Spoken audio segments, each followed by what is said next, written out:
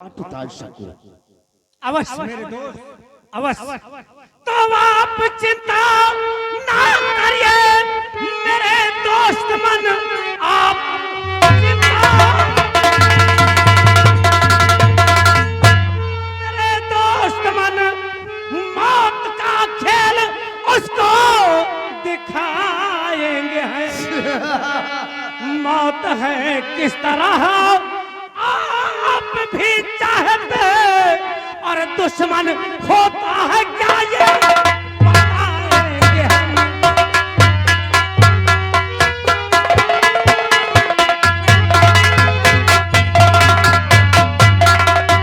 मेरे दोस्त कयामत सिंह, जे आपका दोस्त समर सिंह आपके लिए अपनी जान दे भी सकता है और आपके लिए आपके दुश्मन की जान ले भी सकता है मेरे दोस्त। लेकिन मेरे दोस्त समर सिंह, तुम्हारी बात पर तो हमरा के हंसी आ रही है। अरे वो कोनो बकरी का बच्चा ना है जेकर गर्दन पकड़ कर तुम बलि चढ़ा दोगी। वही सरियासन नगर का सेना नायक है, वो भी जांबाज खिलाड़ी है। इस तरह से तुम उससे पार नहीं पा सकते। तो फिर कैसे उससे पार पाया जाए मेरे दोस्त? कोई तरकीब आप ही बताओ। तरकीब मैं बता रहा हूँ और सफलता तेरे हाथ में है। हुक्म कीजिए मेरे दोस्त, क्या करना होगा मुझे? की बात मानो हमारी, मेरे दोस्त मन, बात मानो हमारी।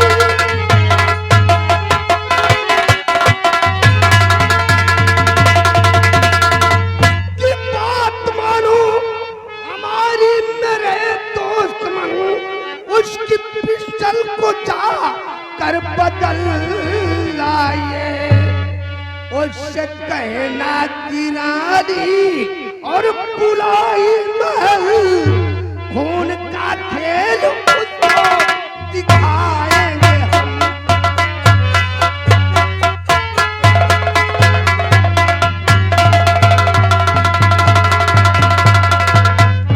मेरे दोस्त समर सिंह, तुम किसी तरह वो शर्मजादे कृपाचंद की पिस्टल को मेरी पिस्टल से बदलकर मेरे हवाले कर दो। उसके बाद वो शर्मजादे कृपाचंद को मैं दिखाऊंगा कि दोस्त की दुश्मनी कितनी खतरनाक होती है। ठीक है मेरे दोस्त, अगर ऐसी बात है तो चाहे कर से या बल से या फिर छल से, मैं आपको वचन दे रहा हूं कि 24 घंटे के अंदर, 24 घंटे के अंदर कृपाचंद की पिस्तौल आपके हाथों में होगी मेरे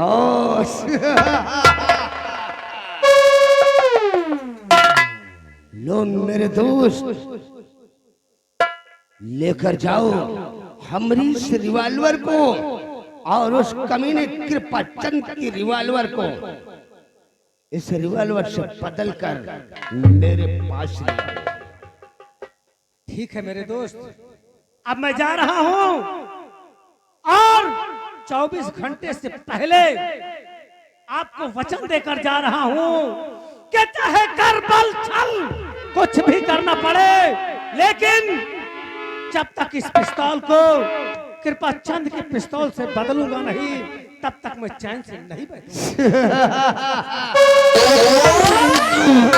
जाओ मेरे दोस्त, तुम्हारे वापस आने का हमरा का इंतजार रहेगा।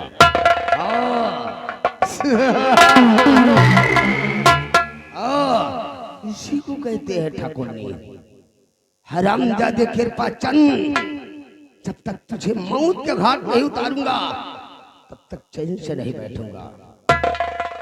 चलता हूँ जमी पर, चलता हूँ जमी पर, जमाना गिड़गिड़ाता है, लगता है नारा तो फलक आंसू बहाता है। मेरे भाई पे कांपता, मेरे भाई से कांपता आकाश पवन पाताल है। इस जगत का जोधा मैं हूँ, मुझसे बढ़कर कौन है?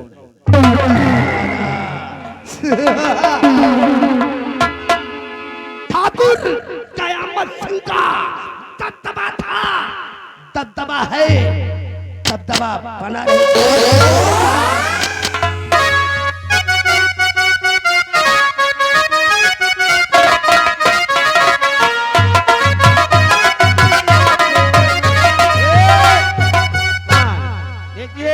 बॉर्डर की चौकी है, ये बॉर्डर की चौकी है।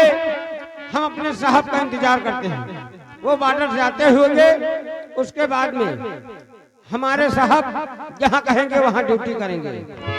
इसलिए हमारे साहब परेशानों खूब हैं, इसलिए कि उनके पत्नी के जो कत्ल होगा वो कहूँ गुमसुम बैठे हुए हैं। हम इंतजार करते हैं अपने साहब के आने का।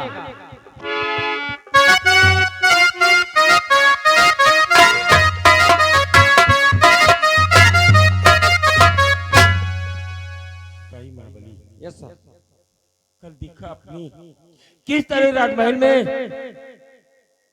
नैना गणराज की वारिस श्यामा बांदी का कत्ल हुआ और आरोप मेरी पत्नी सुनैना के ऊपर लगा कर उसे जल्लाद के हाथों सौंप दिया गया। और अगर मेरा बेटा विजय अपनी हॉस्टल से वापस आएगा और अपनी माँ के विषय में पूछेगा तो मैं उसे क्या जवाब दूंगा कि मेरी कुछ समझ में नहीं आ रहा है। बात वही है, का जवाब दीन जाई। एक तरफ मैं राजमाता का भी दुख समझ सकता हूँ, जिस माँ के जिगर के टुकड़े को उसके आंचल से जुदा कर दिया गया हो, उसके दिल पर क्या बीत रही होगी ये मैं समझ सकता हूँ।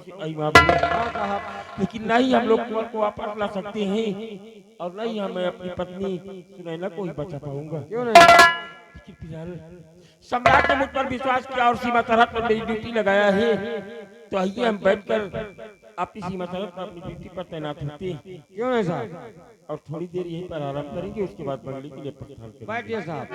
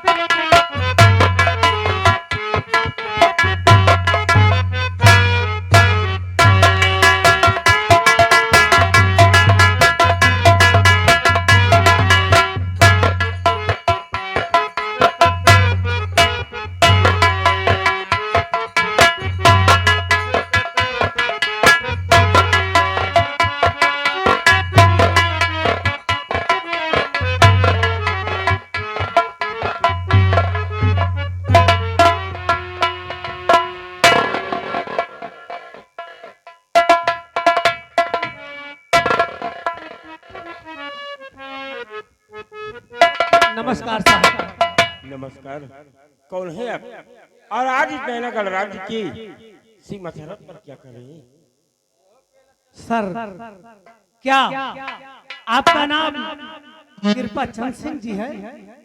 जी हाँ, मैं सेनापति कृपा चंद सिंह हूँ। बताइए किस लिए आप मुझसे पूछ रहे हैं? साहब मैं एक वैद्य हूँ और महारानी जी की तबीयत बहुत ज्यादा खराब है, इसलिए मैं महारानी जी के इलाज के लिए राजमहल गया था और आपका संदेशा लेकर आपके पास आया। कि राजमाता की तबीयत खराब है और आप राजमाता का संदेशा लेकर इस नैना गणराज की सीमा सरहद पर आई। जी, राजमाता ने क्या हुक्म दिया है अपने इस नाचीज गुलाम के लिए, मैं आपके मुखाबिलों से जानना चाहता हूँ। सेनापति जी, आप एक सच्चे और ईमानदार ऑफिसर हैं, इसलिए महारानी जी का हुक्म है कि आप जितनी जल्दी हो सके राजमहल पहुंचे। मैं अभी महारानी जी का इलाज करने के लिए गया था और वापस अब अपने गांव जा रहा हूं, इसलिए आपको संदेश नैना गणराज की राजधानी का तबीयत तो ठीक है भाई जी।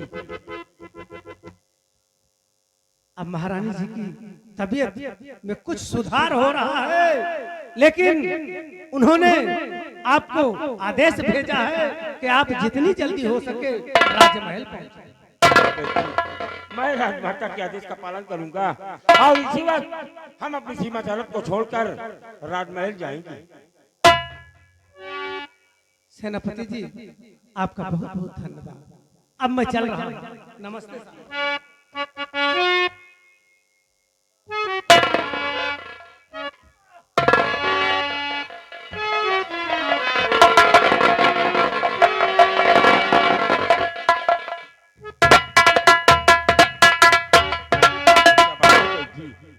आपकी तबीयत हमें लगता है ठीक नहीं है। साहब, मुझे अचानक बहुत जोरों से चक्कर आ रहा है। अगर आप मुझे एक गिलास पानी पिलवा दे तो आपकी महान कृपा होगी। हाँ साहब।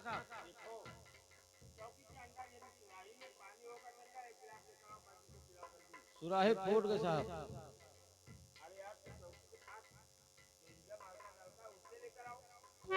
वहमा का चैन टूट गया साहब।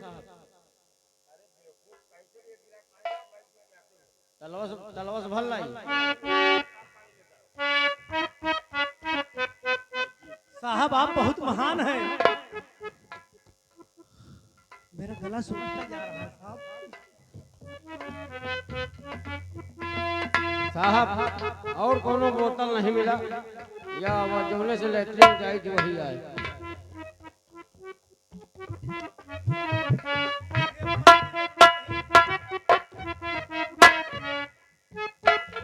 अब मुझे लगता है कि मेरी तबीयत ठीक हो गई है, मैं चला जाऊंगा।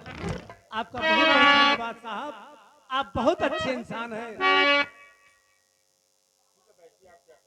अब मैं चल रहा हूँ, आप राजमहल के लिए प्रस्थान करें। नमस्कार साहब।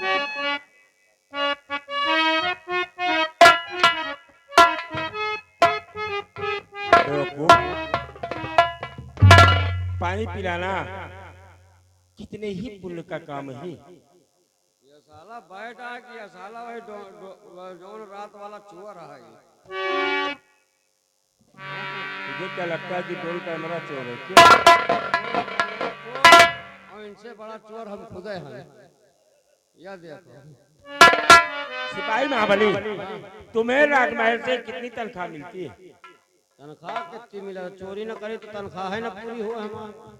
बेवकूफ, खुद चोरी कर रहे हो और मना कर रहे हो कि चोर यदि देखते रहना क्यों? अरे भाई देखे का साहब, मान लियो 1500 रुपया नौकरी में घर का खर्चा पूरा नहीं होता, यही तरह को आवत धरिया। इसी तरह तुम भैया जो है चोरी करोगे। मेरी माँ की चोरी किया है, बैठ जी का चार्जर लिया मोबाइल का। मान लियो 300 के चार्जर 700 के बिकाए जाए तब वो हमका एक पौवा दारू तो मिल ही जाए। सिपाही महाबली, कुंवर की गम्मी राजमाता की तबीयत खराब है और बैठ जी ने बताया कि वो उनका इलाज करके आ रहे हैं और राजमाता ने मुझे याद किया है। मैं अपने इस चेहरे का दीदार राजमाता को कैसे कराऊं कि मेरी समझ में नहीं आ रहा है।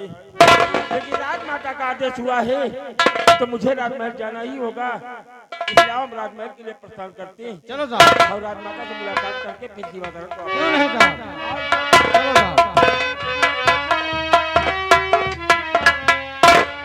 खैर बैठ तो बहुत तगड़ा रहा, बैठ बहुत तगड़ा रहा है। साला जो सब चोरी के माल आए ले यहमा हमका लगा झिल्ली में जड़ी आए धरे है।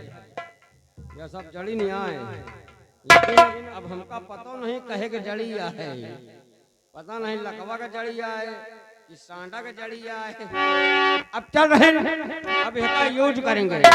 लेकिन चलते चलते कहना क्या है, अरे सनहरीन से होगा सुबेरे कई जूना बलम हमसे मांगे।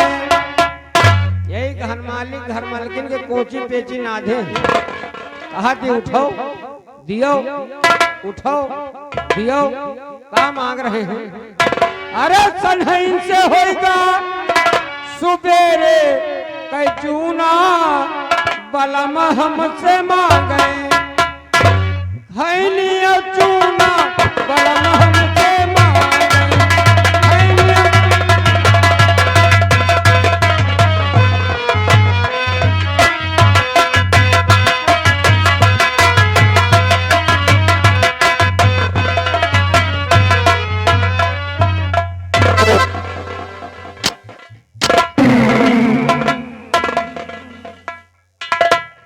महाबली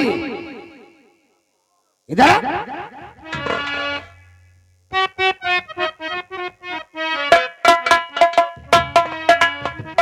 महाबली काफी वक्त गुजर गया और मेरे दोस्त समर सिंह ने मुझसे वादा किया था वादा तो 24 घंटे के अंदर उसकी रिवॉल्वर मेरे हवाले हो गई, लेकिन अभी तक वापस नहीं आया।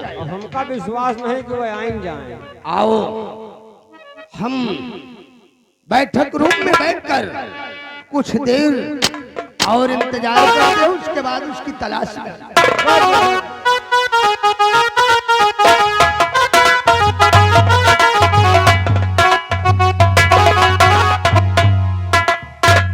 तो मेरे दोस्त मन किस लिए, मेरे दोस्त मन किस लिए बैठे हो बेजार? कृपा चंद का इस घड़ी मैं ले आया हथियार।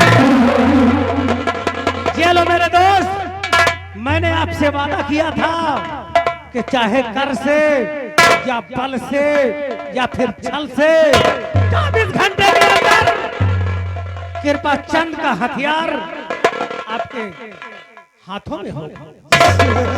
ये लो शाबाश शाबाश मेरे दोस्त समर सिंह, शाबाश, तुमने तो मेरी मुश्किल को आसान कर दी। समर सिंह कहा मेरे दोस्त, चाल चाल अब ऐसी चलूं, चाल अब ऐसी चलूं, कभी ना होवे फेल कि चंद को बहुत जल्द पहुंचाऊंगा जेल। बहुत अच्छे मेरे दोस्त, अब मेरे लिए क्या समर हुक्म है? सिंह जाओ, तुम अपने कमरे पर आराम करो, जरूरत पड़ने पर हम तोहरा के बुला लेंगे। ठीक है मेरे दोस्त, जब भी मेरी आवश्यकता पड़े मुझे याद कर लेना, मैं हाजिर हो जाऊंगा। आओ।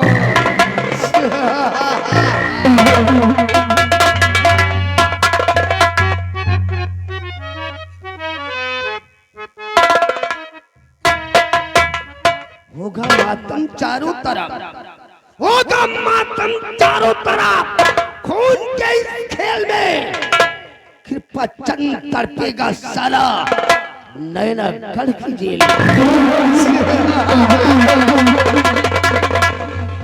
मौत के नाम से, मौत के नाम से काय डरा करते हैं, हम वो छत्री है जिन्हें रंगबाज कहा करते हैं। साला।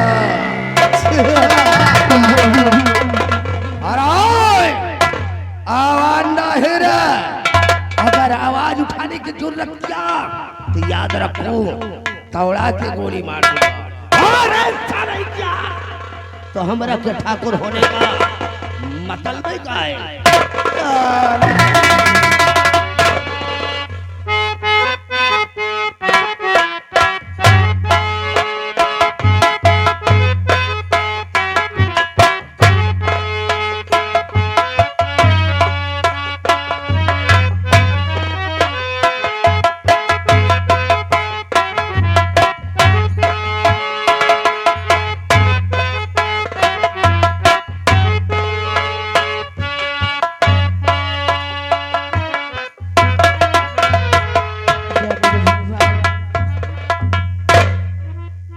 सुनैना ने मेरे बेटी को जान से मार दिया और मेरे स्वामी जी बेटी की गम में अफसोस किए बैठे, और मैं भी स्वामी जी क्या तुम आओगे उसी दम, क्या तुम आओगे दम निकल जाने के बाद क्या तुम्हारोगे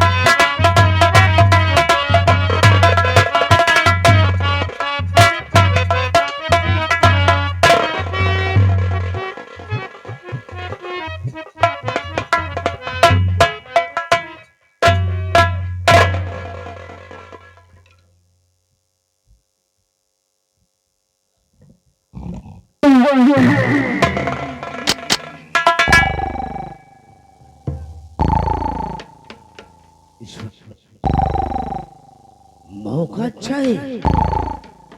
महारानी चंद्रवती अपने शयन कक्ष में गहरी नींद में सो रही है। अब इसको इसी जगह पर मौत के घाट उतार दूंगा ताकि ये ससुरी तीसरे बच्चे का जन्म न दे सके। लेकिन नहीं, हम क्षत्रिय हैं। क्षत्रिय कभी सोते में वार नहीं करता। इसको नींद से मुक्त करूंगा, उसके बाद साली को मौत के घाट उतार दूंगा।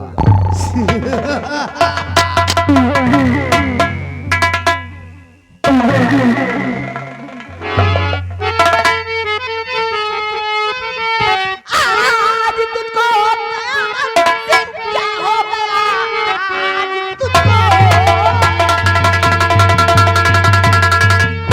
आज तुझको क्या हो गया? जान पे मेरे हाथ ये तू हो गया।